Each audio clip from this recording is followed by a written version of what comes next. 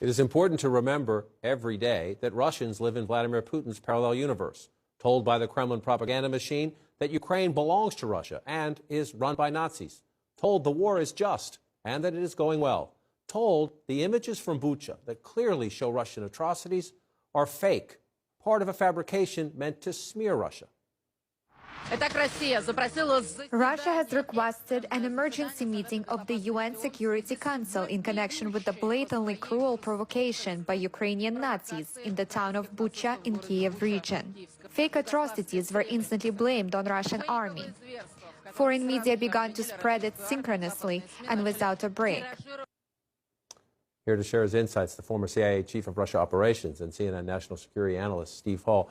Steve, grateful for your time. That is the parallel universe that Russians see. It was not the Russians that requested that meeting. It was the West. After the Russian atrocities in Bucha, it was Zelensky who addressed. But how? Is there anything the United States and its allies can do to crack that, to try to get more truth to the Russian people?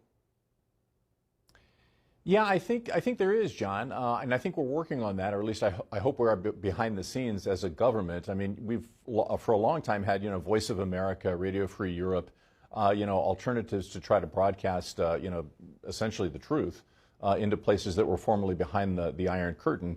And so I hope that there are things going on behind the scenes, probably technical things to make sure that information gets through. But I also wouldn't rule out the possibility of young tech-savvy Russians who actually want to get at the truth. Perhaps they don't want to make a big deal out of it, but they do want access. And I think they're trying to find ways around a lot of the firewalls that the Russian government has erected around the Internet.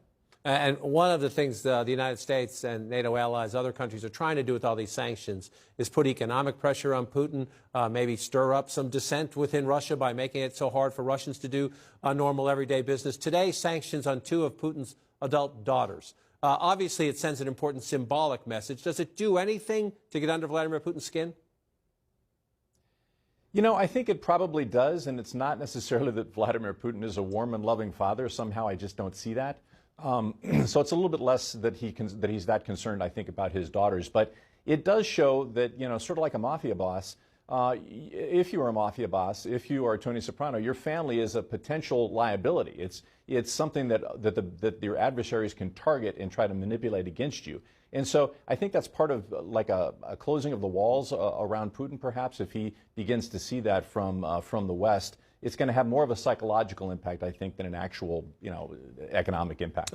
On the military front, senior U.S. defense official says the Russians have now completely withdrawn from the Kyiv area, from the Chernihiv area, a bit more to the northeast of Kyiv, gone back into Belarus, gone back across the border into Russia in some cases. But there's still a debate about what next for them and whether Vladimir Putin would again launch an offensive on Kyiv. The NATO Secretary General says he believes Putin still wants all of Ukraine, not just a piece of it. How do you assess, when you see these changes by Russia, what do you assess as the reasons for them and the what next?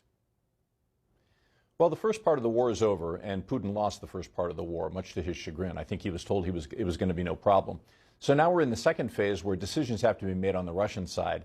I would agree with General Milley's comments that this is probably going to turn into a long-term thing because, as you just alluded to, I don't think Vladimir Putin's going to say, okay, so it didn't work well for the first part of this, but I'll just settle for the Donbass area and, maybe part of the South as well. That's not a victory for him. It's not something that he can sell at home, I don't think. And it doesn't usually go well for Russian and, in the past, Soviet leaders who have not been able to fulfill their military promises. So I think I think we're going to be in this for the long run, and it's going to be a war of attrition, and it's going to be very hard on Ukraine.